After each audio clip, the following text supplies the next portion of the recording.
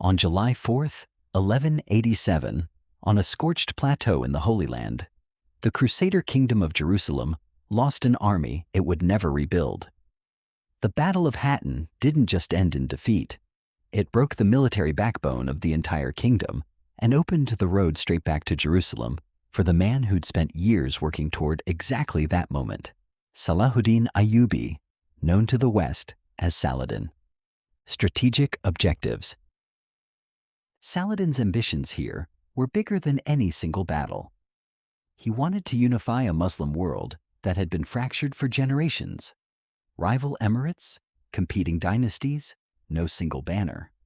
And he wanted to use that unified strength to do something no one had managed in nearly a century: expel the Crusaders from Jerusalem and the Holy Land entirely, ending decades of Crusader presence in the Levant for good.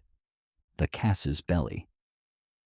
For years, a truce held between Saladin and the Crusader Kingdom. An uneasy peace, but a real one.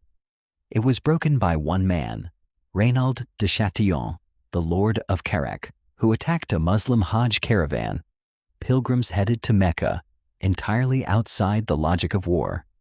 This wasn't a minor provocation. Saladin swore, personally and publicly, that he would execute Raynald himself for it. That vow is going to matter again later in this story. A kingdom divided. While Saladin was consolidating strength, the Crusader side was doing the opposite. Guy of Lusignan's claim to the throne of Jerusalem was genuinely contested. Raymond III of Tripoli, among others, challenged his legitimacy outright. So, as this campaign began, the Crusader nobility wasn't a united front. It was a kingdom already divided against itself, marching to war. Commanders of the Crescent. On the Muslim side, Saladin held overall command. His son Al-Afdal served alongside him in the campaign, and Gakbori, one of his most trusted generals, led forces in the field. Commanders of the Cross. On the Crusader side, King Guy of Lusignan held nominal command. Raymond III of Tripoli, despite his dispute with Guy over the throne, was actually the voice of caution here. He initially favored peace over engagement. Gerard of Riedfort, Grand Master of the Templars, pushed hard in the opposite direction. And Raynald de Chatillon, the man whose caravan raids started this whole war, marched with them too. The lure. Saladin's opening move was psychological, not military. He besieged the town of Tiberias, and Raymond of Tripoli's own wife Eschiva was trapped inside it. This wasn't incidental. Saladin needed to draw the Crusaders out of their fortress at La Saforie, which was well-watered and defensible, and Eschiva was the bait that could do it. The fatal decision. And here's the moment where the Crusader Kingdom made the decision that cost it everything. Raymond, of all people, argued against marching. He said Eschiva's safety mattered less than the survival of the entire army. He was overruled.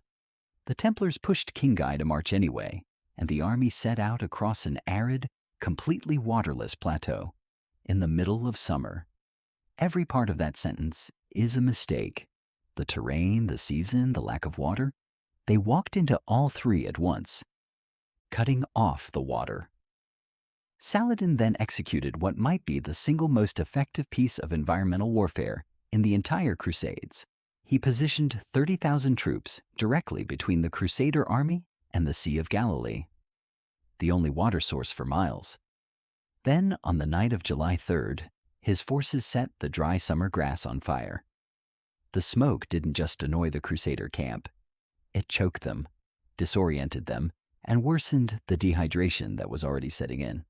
The Franks were now cut off from water entirely, with no path around it. Smoke and thirst. So picture the Crusader camp on the night before the actual battle. Choking smoke drifting over exhausted men, thirst setting in hard, and morale already collapsing. And not one sword had been drawn yet. Saladin had, in effect, already won a large part of this battle before it began. The Horns of Hattin. By the morning of July 4th, The Crusaders found themselves surrounded near a site marked by two volcanic peaks, what history would remember as the Horns of Hattin. Saladin's forces closed in from every direction. This is the image that gives the battle its name and its reputation. A Crusader army, dying of thirst, boxed in on high ground with nowhere left to go. Raymond's breakout. Raymond of Tripoli, the same man who'd argued against this march in the first place, recognized before almost anyone else that the battle was already lost. He led a desperate cavalry charge directly through the Muslim lines and actually broke free, escaping the field entirely and reaching the safety of Tyre. It's one of the only individual acts of the battle that ended in something other than disaster: the collapse. For everyone left behind, there was no such escape. Dying of thirst and worn down by continuous harassment from Muslim horse archers who never let up, the remaining Crusader force was boxed in completely. In the end, the army surrendered in full, not a fighting retreat, not a negotiated withdrawal, a total surrender. The arrow resupply. It's worth pausing on exactly why Saladin's horse archers could keep up that pressure without ever running dry.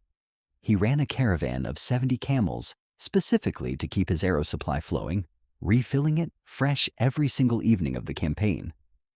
It's easy to focus on tactics and terrain in a battle like this, but this is a reminder that logistics, unglamorous, unremarked upon logistics, were just as decisive as anything that happened on the battlefield itself.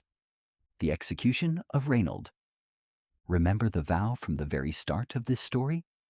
Saladin kept it. After the battle, Reynold de Chatillon was brought before him.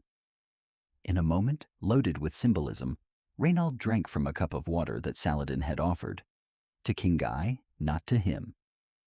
Saladin then personally beheaded Reynold himself, fulfilling the vow he'd sworn after the caravan attack.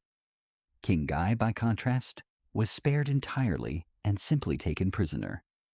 The distinction mattered to Saladin. This was personal justice for a specific betrayal, not blanket cruelty toward a defeated king. So why did this battle go the way it did?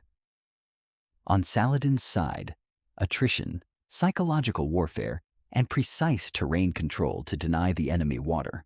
Genuinely a masterclass in operational strategy, executed almost without flaw.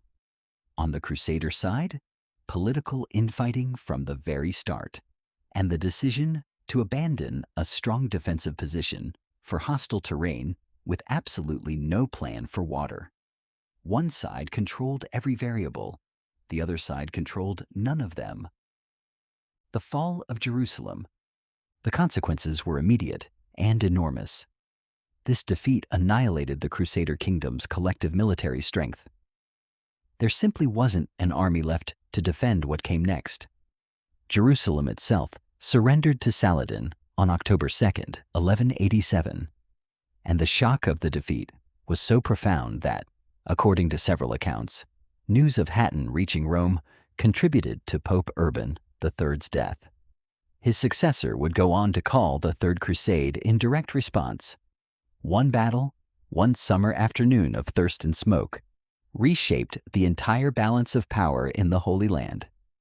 Thank you for tuning in to Time Capsule, Riz. Hit that subscribe button and let me know in the comments what historic battle we should unlock next.